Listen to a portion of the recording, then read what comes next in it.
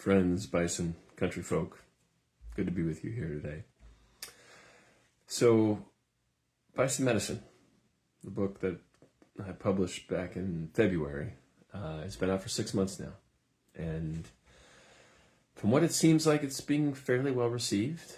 There's been, I think, 40 some odd reviews on Amazon. And we've had lots of great events around it in San Diego, here in the Bay,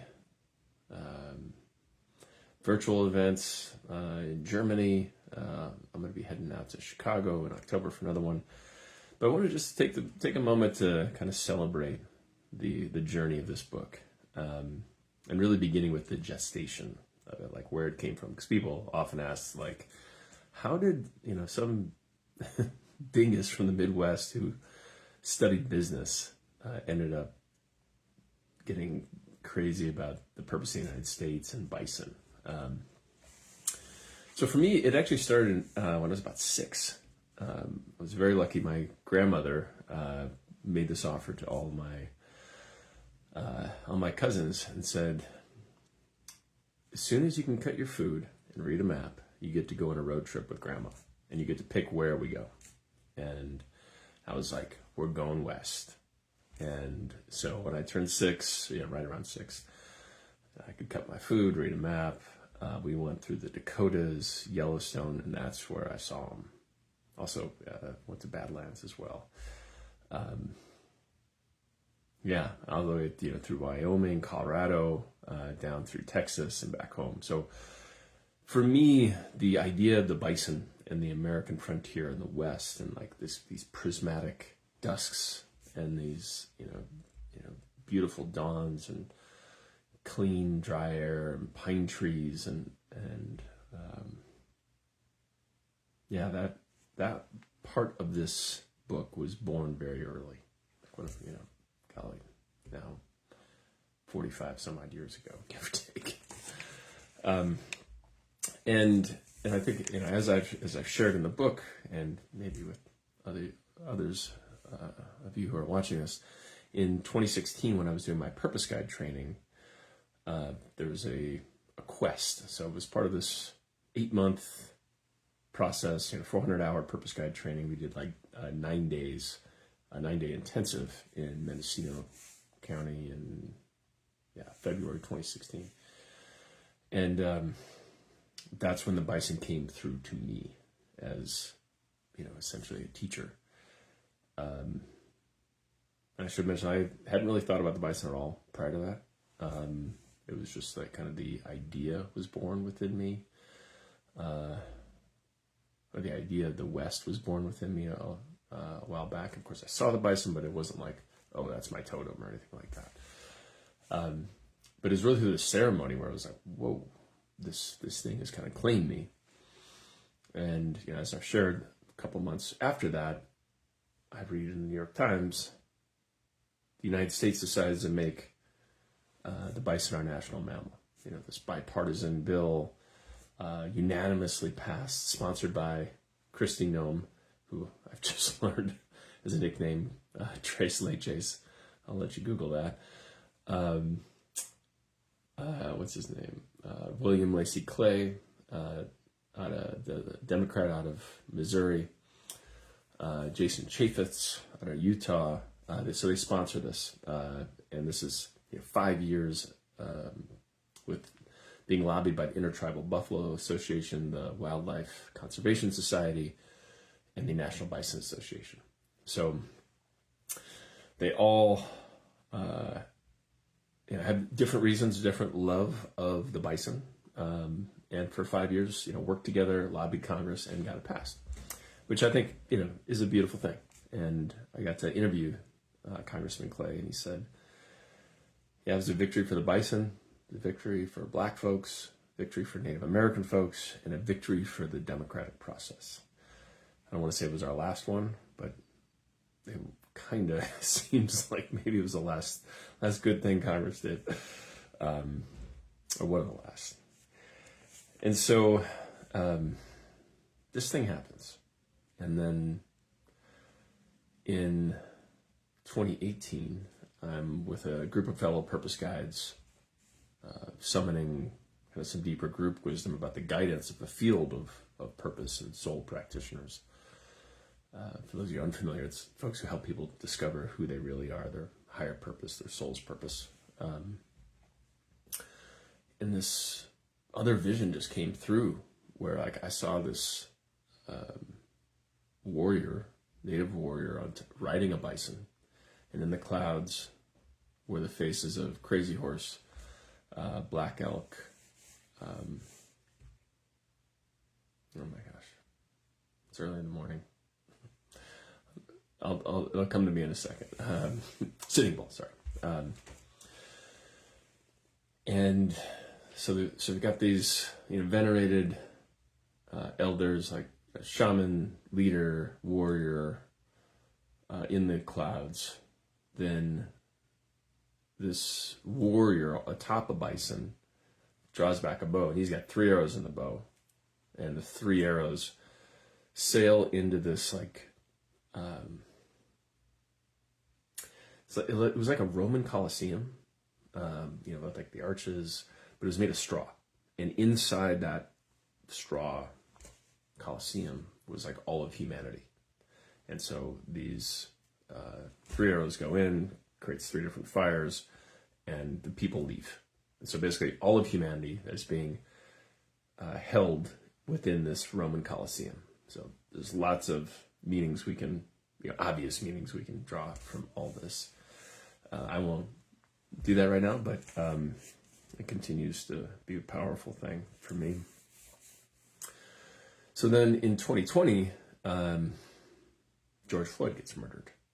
And for me, that was devastating, and mysteriously so, because while I had participated in protests, Black Lives Matter, Women's March, etc., for some reason, racial justice didn't feel like my fight.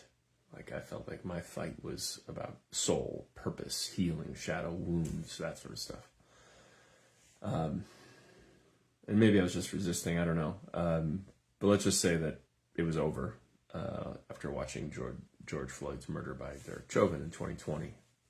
And I think I want to say I saw it the day after it happened. It was raw, unedited, just the cell phone footage. And that sent me into a deep inquiry of what's going on here? How can we have this nation where Black men are being murdered in slow motion? How is this even possible? I mean, yeah, I knew about Eric Garner before, and Breonna Taylor, but that it could be done in slow motion. So for me, that's when my descent into the soul of the United States began, in earnest. Where I was like, all right, what really is going on here? That's when I started to read about it, look at our origins, of course, our native founding fathers around the Kayanekwa, the Great Law, and wrote a book. And at the time, it was 2020, still had a fair amount of hope that we could resurrect the system, that our current constitution, democracy was going to hold, and that we just needed a kind of a spiritual awakening and to activate the private sector. So anyways, wrote this book called Purpose Work Nation about how to actually soulfully transform the nation using best practices and also leveraging the private sector, which at the time and potentially still is the only functioning sector of society. And not that it actually serves the purpose of the United States, but it is relatively adaptive and seems to be doing quite well. The numbers are to be believed. So in that book, that's when I was marinating on our national symbols, the bison and the eagle. And notice, obviously, this very sharp contrast. Bison being a keystone species that makes life better for all species. Everything from insects to reptiles to birds to its fellow mammals, by just through its behavior, by how it grazes, how it runs, how it wallows, how it finds and digs up and protects freshwater springs. It created millions of freshwater ponds throughout the United States, which we, of course, bulldozed over and filled in so we could raise cattle and whatnot. So, contrast with our bird, the eagle, solitary raptor, swoops down from on high to steal, scavenge, exploit, abscond with the booty, absolve itself from any responsibility for its actions, for the enjoyment, or it takes the booty like for the enjoyment for its kin and kin alone. So two different kind of examples. And so this chapter's in the book, in Purpose Work Nation. It invites everybody, but in this case, the reader, which is a kind of center-left business leader, to really take on the bison as a guiding symbol for behavior, for decision-making, etc. So as I'm doing the book tour for that in 2022, folks are saying, like, I don't buy your central premise. I do not think CEOs are going to, like, suddenly get it. And, of course, they were right. But they're like, this bison eagle thing, I want to hear more about that. Like, that has me, like, that perks up, that has me perk up. That has me, like, get really curious about who we are as a species, or as a nation. And so that's when I began writing Bison Medicine. And I had it more or less complete by the end of 2023. But given that 2024 was a election year, I opted not to publish it, and instead waited and read and got to interview lots of folks. Early part of 2024, I released it to 30 some odd different colleagues, kind of one chapter a week, and got feedback. These are folks from various disciplines, education, history, psychology,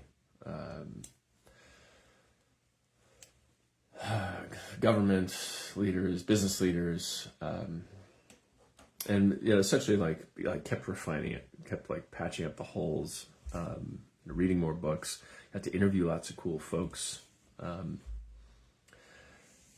so that happened in the beginning part of 2024, and then in the back part of 2024 was when I released it to the public for more public commentary, because if we are gonna be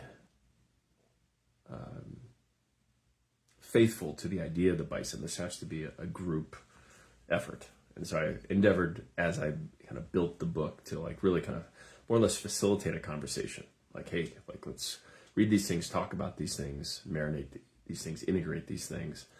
And so I'm happy that I had a whole year to kind of like let it turn around and roll over in the telling of many people's hearts. And so it launched in February of 2025. And so this month marks its 6-month birthday, I guess. And as we move forward from this point, so this is August, in 11 months, we're going to celebrate our 250th birthday as a nation. Led by an administration that is currently presiding over a municipality that has established martial law. And on July 4th, it's going to have a UFC fight at the White House. So that's happening. So the reason I'm bringing that forward here is that please read the book. Like, get what this nation is about. Like, we explore its purpose. We go deeper into the bison. We look at our shadows. We look at how we get through this. We look at what all the science and best practices has to say about what our purpose actually means. So please pick up the book, and you can get it for free. Go to bisonmedicine.com, you can watch it under what's called Director's Cut, where I basically read the book. And of course, you can listen to it if you so choose.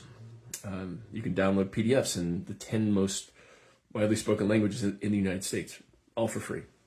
And yeah, my invitation is to find a copy, read it with friends, and then please leave a review. Like that's That's what's going to help it travel. That's what's going to hopefully help our nation get to know itself and actually do the deep work to become the type of people that democracy requires. So thanks for listening, watching, and let me know how it lands for y'all.